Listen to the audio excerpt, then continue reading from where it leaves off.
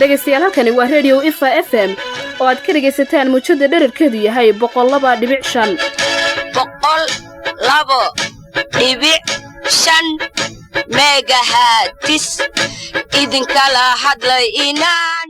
We are reaching a vast number of people and bring this hard to reach and deprived people into the community by giving them the information necessary so that they can explore the opportunities that are there.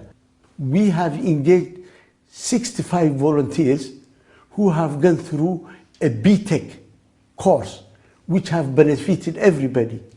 These volunteers, now they are working as professional personnel who are very much engaged with all the different aspects of media.